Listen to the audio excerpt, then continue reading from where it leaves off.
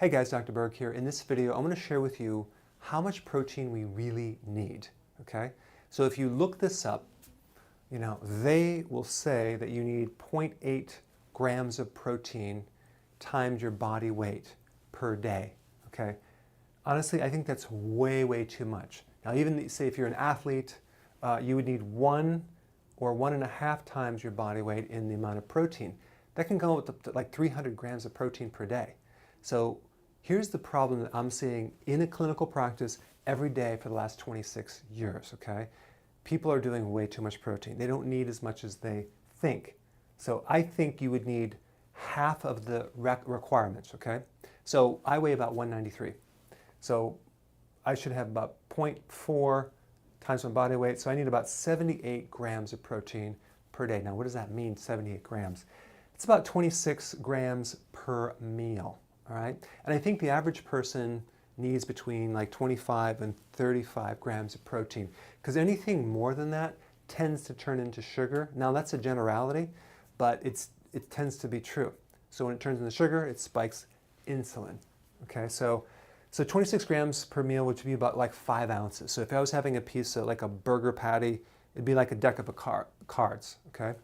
Or like it'd be 4 eggs, and that's what I have for breakfast.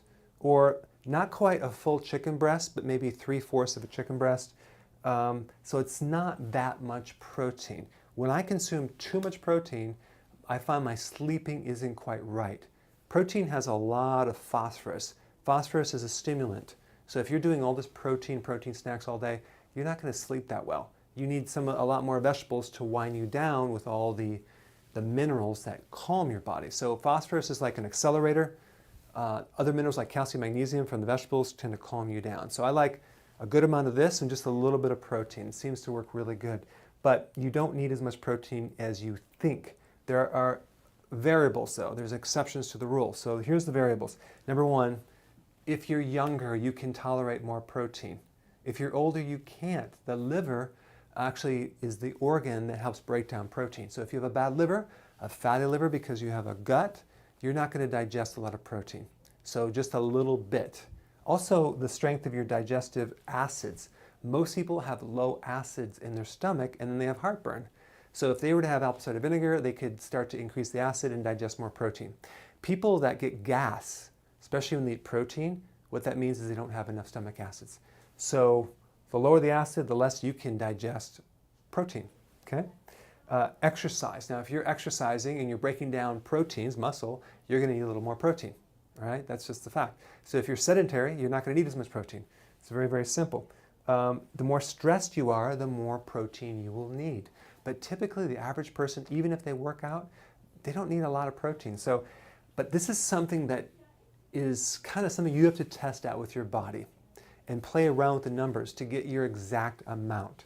So you might want to start with 0.4 grams times your body weight, and then play around and see how you feel. Okay, see if you recover, see if you feel good, see if you sleep, see if you're not bloated after you eat, and then maybe you increase it, because some people need a little bit more, some people need a little less, okay? Now, the other thing is that too much protein raises a hormone called insulin, and that keeps you fat. So you can actually get fat by too much protein, especially if it's lean protein. They found that whey protein, because it's really lean, low fat, or other types of lean protein spike insulin more than fatty protein like things like even bacon or sausage, things like that. So fat has a neutral effect on insulin. So when you consume protein, don't try to go for the lean. Get the full fat in there as well. So when I eat chicken, I have the skin on it. When I have beef, I have all the fat. I don't get it lean. I just don't, because it's going to spike insulin a little bit more than you would think. Okay, then also if you add sugar to the protein, like this weekend I was in Allentown, Pennsylvania at this market, and I was just observing people eat massive amounts of protein with massive amounts of sugar, and they have the sugar and the cake and the sweet and this and that. What they're doing is they're spiking insulin. When you add sugar to protein, you greatly aggravate and exaggerate the insulin spike. So that's like a deadly combination. You don't want to add the bun to the meat or the ketchup or the sugar to meat, especially like even the barbecued ribs. There's ways that you can make it without sugar, but those are just some interesting points about protein and how that will mess up your weight as well. Okay, so I hope that helped, and go ahead and write your comments below. I will see you in the next video. Hey, before you go, if you're benefiting from any of my content, I would love to hear about your success story. Please share it in the link down below.